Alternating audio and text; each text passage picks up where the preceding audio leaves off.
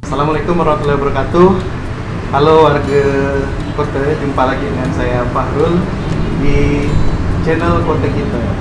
Dan kali ini saya sedang berada di Ruang Tata, ya, salah satu tempat yang unik dan menarik buat kawan-kawan, terutama penggemar home decor. Ini adalah tempat yang pas untuk bisa menambah koleksi di rumah kalian semua. Nah, di samping saya sudah ada owner dari Ruang Tata. Siapa namanya, Bang? Mulia. Bang Mulia. Gimana kabarnya, Bang Mulia? Alhamdulillah. Alhamdulillah sehat ya. Lagi sibuk nih kira-kira? Enggak sih. Anda sih. Oke, jadi Bang Mulia ini adalah owner sekaligus founder dari Ruang Tata. Jadi banyak sebenarnya namanya ya. Ada Ruang Tata, ada kayu besi. Ya. Bedanya apa? Bedanya, jadi untuk Ruang Tata ini kan kita produk-produk yang ready. Jadi nanti sebenarnya sih Ruang Tata ya di bawah kayu besi juga. Gitu, Di bawah kayu besi. Di bawah kayu besi. Cuma memang kita pisahkan itu agar lebih rapi aja lah itu kan. Oke. Jadi secara apa ya, kasarnya si Ruang Tata ini beli produk di kayu besi. Oke. Kalau dari usaha ini sendiri udah berapa lama Bang merintis usaha? Kayu besi sih. Jadi kayu besi itu kita udah lama dari 2017. 2017. Kemudian Ruang Tata sendiri lahir dari apa ya, kecelakaan lah itu. Kecelakaan itu jadi berarti nggak sengaja. Toko ini sebenarnya kan awalnya kita buat buka kuliner. Iya. Mau buka kuliner, tapi karena pandemi, harusnya Maret itu kita launching, kita openingnya. Maret tahun ini? Maret kemarin lah, Maret 2020. Harus kita kita pending dulu. Karena emang COVID ini kalau untuk kuliner kayaknya emang agak susah untuk naik lah gitu. Jangan kan yang kita yang baru gitu kan, yang lama aja omsetnya sampai ngedrop. Nah dari situ, karena tempat itu kita udah sewa, tempat ini kita udah sewa, daripada nganggur, baru dari situlah kita muncul buat, ya udahlah kita buat galeri aja gitu kan, galeri kayu besi ini gitu kan. Ya dikasih nama lah Ruang Tata. Jadi awalnya dari ketidaksengajaan. Awalnya kecelakaan ya. Tapi biasanya dari yang kecelakaan itu yang kadang-kadang tidak terduga, kemudian jadi besar gitu. Iya, insyaallah Kemudian kan begitu kan. Ya emang tidak terpikirkan, kadang kan ide itu kalau udah kita kepepet, barulah muncul idenya kan gitu. Terus awal mula kok kemudian memutuskan untuk terjun ke bisnis ini itu apa? 2017 ya di kayu besi. Sebenarnya sih background saya bukan di kayu. Oke. Saya dari dulu kuliah di peternakan. Nah, peternakan IPB. Lulus 2009, mulai usaha jual telur. Nah, jual telur, alhamdulillah sih sampai sekarang. Dan memang karena di 2016 kita sistemnya udah mulai jalan. Ibaratnya tanpa ada saya pun dia usahanya udah jalan lah gitu kan. Saya mulai ke gudang, setiap hari ke gudang tuh kayaknya jam 9 udah gak ada kerjaan gitu kan, bosan juga gitu kan. Nah lalu lah nyari kesibukan sendiri lah gitu kan, larilah di hobi. Sebenarnya saya emang selain hobi jualan gitu kan, hobi ya betukang lah gitu kan, betukang. Kalau dulu di rumah ada buat apa saya tukang sendiri lah gitu. Jadi awalnya dari aktivitas dia paling untuk bikin perabot rumah tangga sendiri. Kadang misalnya ada orang rumah minta buatkan rak, kita buatkan gitu kan. Awalnya dari situ. Nah 2017 itu mulailah beli mesin, beli alat lah gitu. Untuk DIY lah bahasa sekarang ya. Jadi, masih belum ke industri tuh, sebelum di 2018. Nah itu udah mulai tuh. Kok kayaknya menarik nih gitu kan, untuk dijadikan jalan bisnis baru lah gitu kan. Mainan baru lah. Mainan baru. Mainan baru. Jadi sebelumnya main telur, Sekarang main kayu gitu kan. Mainan baru. Enak juga nih gitu kan. Asik ya. Kapan lagi kalau hobi bisa dibayar gitu kan. Nah, dari situlah mulai digiatkan. Mulai ngambil satu orang gitu kan. Jadi bantu. mulai dari 2018. 2018 itu. Nah, itu awalnya di kayu besi itu tadi. Di kayu besi. Kayu besi. Jadi saya ambil satu orang untuk bantu-bantu lah gitu. Karena emang di 2017 udah mulai masuk beberapa orderan gitu. Dan nggak ke nggak bisa dikerjakan sendiri. Jadi saya mulai satu orang sampai sekarang karyawan kita di kayu besi ada 8 orang. Woi, luar biasa. Bayangkan, dari yang nggak sengaja itu bisa jadi 8. Ya kan? Apalagi kalau disengaja. Mana keluar. Jadi bahaya memang warga kota. Kalau sesuatu yang nggak sengaja itu bahaya. Oke, jadi sekarang jumlah karyawannya ada 8 orang. Itu semua ada bagian-bagiannya apa? Ya, jadi bagian finishing, terus kemudian desainer. Itu desainer ada juga ya. 8 orang itu kebetulan saya buka lowongan itu di 2020 juga. Iya. Jadi emang titik mulai meningkatnya itu di 2020 dan di COVID. Dan ini. pas 2020 baru mau meningkat ada pandemi. Ya. Oke, jadi total sekarang ada 8 karyawan dan itu semua warga lokal ya. Lokal, bukan interlokal, bukan impor. Jadi ini adalah bisnis yang padat karya. Jadi bagus kalau untuk menyerap tenaga kerja. Oke. Suka dukanya apa kira-kira? Selama berbisnis di sini. Entah pernah bangkrut, apa bisa ditipu. Ya, sebenarnya kan kayu ini saya memang baru juga ya, walaupun hobi tapi untuk industri saya belum menguasai sepenuhnya. Oke. Suka dukanya sebenarnya di manajemen. Manajemen. Memanage karyawan. Memang udah ada beberapa yang keluar masuk ya. Udah biasa juga. Return of karyawannya berarti tinggi juga ya. Betul. Nah, karena tukang di sini bukan di sini ya, mungkin udah kebiasaan tukang kali ya. Mereka ada kerjaan yang lebih bagus lagi, hari gitu ya. Nanti baru kita kesusahan untuk nyari lagi karena kan kita mendidik dari awal gitu kan dengan sistem kita gitu kan. Udah jadi mereka keluar itu ya. Nggak masalah sih sebenarnya, kita masih bisa, cuman memang kita harus bangun lagi dari awal lagi. Itu aja sih kalau di penjualannya sendiri sih kayak tadi ada penipuan apa segala macam sih lebih kecil ya. Misalnya resikonya. ada orang order tapi kemudian nggak jadi. Pernah kalau sebenarnya sih kalau order orang tanya banyak. Kalau jadi nggak jadi sih bebas. Kemudian yang lari misalnya saya order udah dibuatkan lari nggak ada. Jadi rata-rata kebanyakan jadi ya. Kecuali memang yang tadi kalau misalnya bang mungkin nanti lagi ya nggak masalah. Tapi kalau udah order udah masuk list jarang ada yang kayak gitu. Terus kalau dari bahan baku kan saya lihat kayunya kan memang agak unik. Agak unik. Iya kan? Agak beda gitu. Ya. Kayu yang kita pakai kayu jati Belanda orang bilang. Jati Belanda. Sebenarnya jenisnya bukan jati. Oh, ya. Jenisnya bukan jati. Jenisnya bukan jati. Sebutannya jati Belanda. Jati Belanda. Dia jenisnya pinus. Cuman pinus luar. Luar itu luar negeri ya. Masih impor lah. Impor ya. Cuman memang kayu ini kita nggak impor dalam bentuk kayunya. Kita pakai yang ex palet, bekas palet. Jadi limbah. Ya. Kalau dulu saya cerita dari yang supplier saya. Yeah. Dulu kayu ini banyak nggak kepakai lah ibaratnya di pelabuhan gitu kan. Berserakan. Kalau sekarang berebut karena emang udah mulai banyak tahu ya. Keunikan dari kayu ini gitu kan emang suka banyak cacat apa segala macam. Ternyata itu yang jadi daya tarik tersendiri.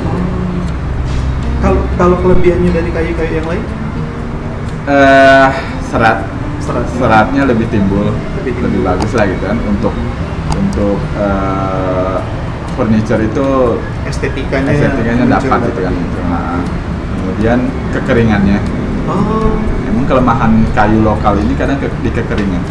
Oh gitu. Nah, jadi saat kita klem, saat kita sambung si kayu itu kita lem, kalau kekeringannya kurang itu bakal menyusut. Kadang hasil lemnya juga terbuka. Jadi nanti ada celah celah itu yang kadang buat apa ya? Butuh teknik khusus berarti ya. Kalau kayu ini kering, cuma dari luar kan emang mereka udah ada standar tersendiri ya. Iya. Kayunya udah di open. Iya.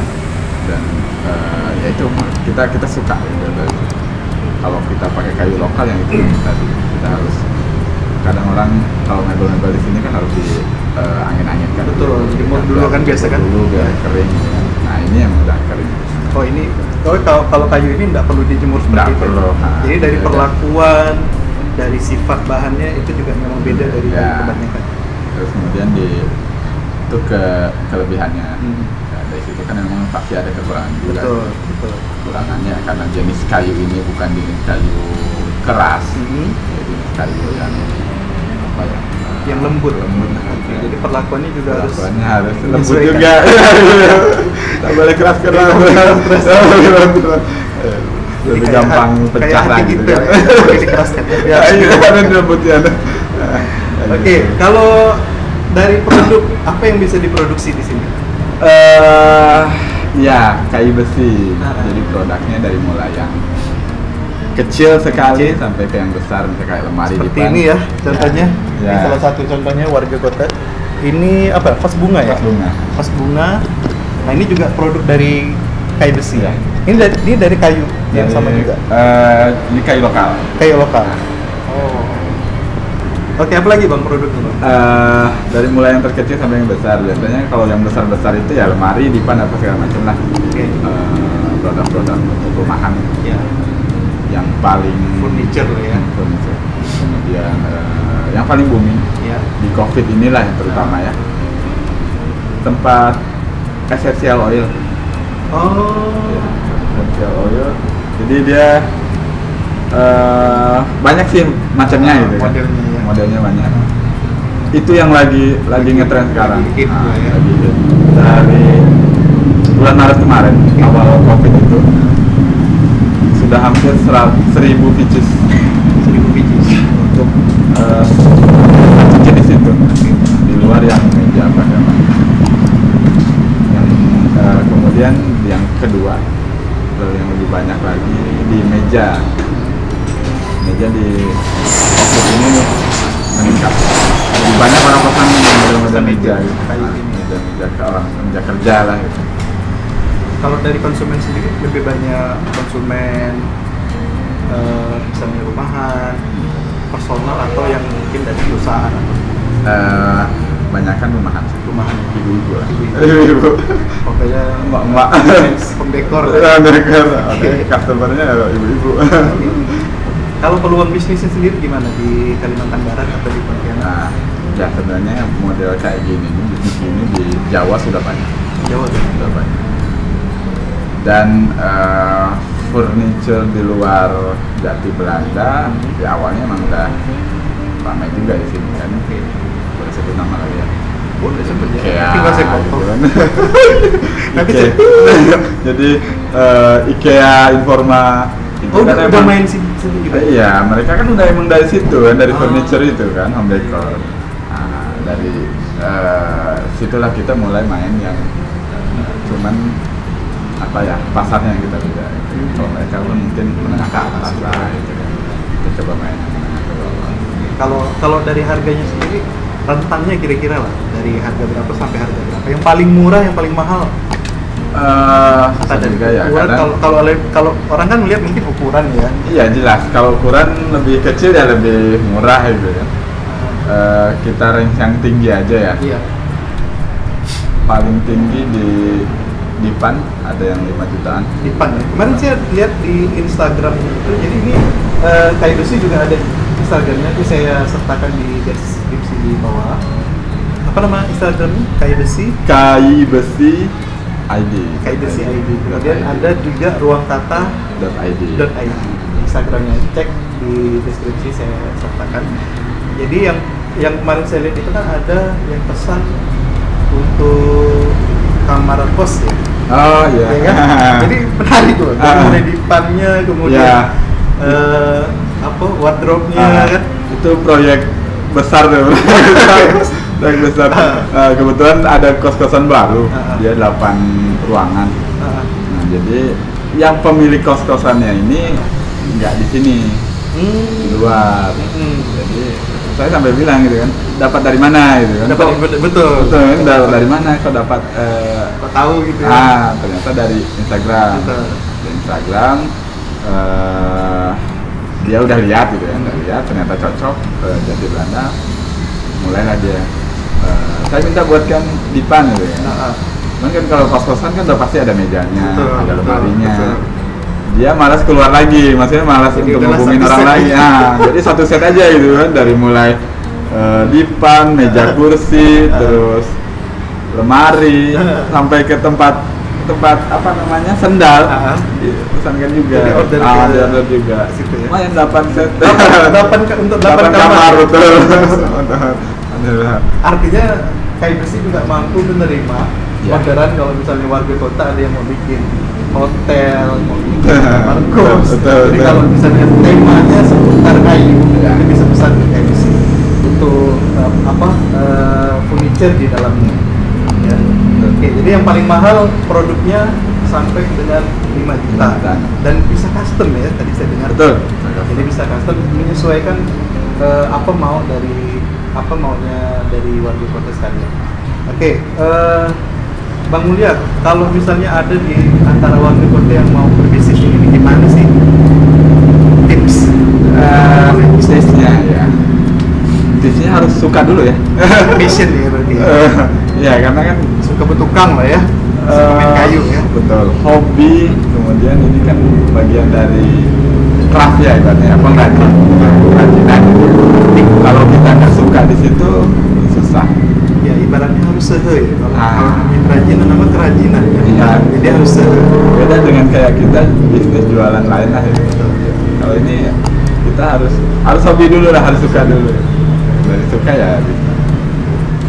Jadi buat warga kota kalau misalnya ada yang ingin memulai bisnis yang sama seperti ruang tata, ini mulainya dari hobi dulu, paling nggak suka main kayu, ya kan? Tapi bukan yang mukul orang, suka kerajinan gitu ya. Nah itu bisa nanti, mungkin Bang Mulya juga siap kali kalau misalnya ada yang mau belajar, ya kan? Ada yang mau magang misalnya. Banyak kok yang sering saya bilang. Banyak ya? Kalau sesama penghobi, jadi ada komunitasnya. Ada komunitasnya ternyata. Ada di sini. Jadi sebelum saya mulai menggeluti di sini, ternyata ada komunitasnya. Nasional itu ada hobi kayu. Oh, dari level nasional ya? Dari level nasional, ya. Ada chapternya. Kita di Kalbar ada juga. Jadi di situ kumpulan ya penghobi kayu lah. Namanya kan hobi kayu juga. Oke. Jadi kalau misalnya warga kota ada yang mau ikut, itu bisa gabung di situ ya, yang punya di situ ya. Pokoknya mau tanya tentang hal yang kayu yang bisa kita infokan ya, kita ikut di komunitas itu. Itu rata-rata pun ya pengrajin juga. Oke. Nah yang terakhir Bang Mulya, ini jam operasionalnya bukanya hari apa, dari jam berapa sampai jam berapa? Ya. Jadi untuk Kayu Bersih sendiri, jam kerja mereka, jam kerja Kayu Bersih dari jam 7 sampai jam 4 sore untuk Kayu Bersih. Jadi di luar itu kalau misalnya responnya kurang ya alhamdulillah itu. Kemudian untuk ruang tata sendiri, ruang tata dari setiap hari. Senin sampai Sabtu. Nggak ada libur? Nggak ada libur. Hari besar nggak ada libur juga. Dari hari raya. Hari raya betul. Dari Senin sampai Sabtu jam 8 sampai jam 5. Okay. Kemudian di hari Minggu tutup lebih awal, jam 4 sudah tutup. Ya. Oke, itu warga kota wawancara singkat dengan Bang Mulya, owner dari Ruang Tata .com itu .id. .id. Oh, owner dari .id ya. Nah, nanti kalau misalnya ada yang mau tahu lebih lengkap tentang info produk-produknya bisa cek di Instagram ruangtata.id. Saya lampirkan di deskripsi di bawah. Dan itu saja. Demikian video ini. Jangan lupa like, komen, dan subscribe di channel ini supaya channel Kota Kita bisa berkembang lebih baik lagi ke depan. Sampai jumpa di video berikutnya. Saya Fahrul pamit. Assalamualaikum warahmatullahi wabarakatuh. Thank you.